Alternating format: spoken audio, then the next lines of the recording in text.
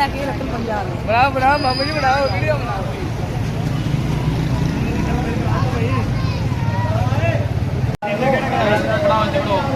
आप फैमिली का ऑर्डर लगा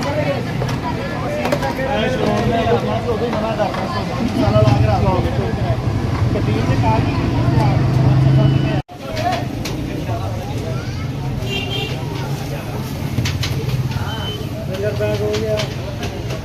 बहुत प्यारे बैग